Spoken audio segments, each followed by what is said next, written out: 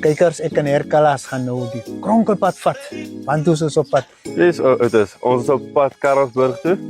En dan gaan ons deur Groenery en dan steek ons die grens oor na Pinken toe. Daar sê. Nou voor ons dit doen, hoe was jou stay hier by Soetsenhuis? Ek moet vir jou sê dit was uitstekend. Die kos hier is besonder. En die kamers is gerieflik, hoor.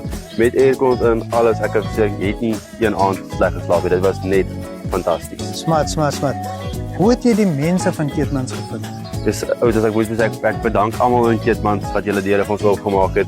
Julle is 'n besondere dorp en ek sal vir almal sê kom hier deur, kom stop hier so oral deur die dorp en kom sien die mense hier, so die mense is fantasties hierso. Fantasmagoriese mense hier in Keetmans, lekker mense, uitsa mense. Herklas, sê vir my die kompetisie, is dit nog aan? Dis die kompetisie aan wees vir die hele trip lank. Charles borg lekker vir ons, hulle maak hierdie trip moontlik vir ons. En dan wil ek ook vir jou sê, hulle gee 'n lekker kaartjie weg. Jy kan meer inligting daarop kry op Uitsa se Facebook page. Mense van Karelsburg en Groenhof.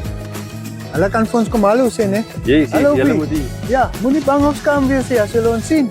Die Uitsa bakkie, die logo is daar so. Kom sê vir ons hallo. Kyk. Ja.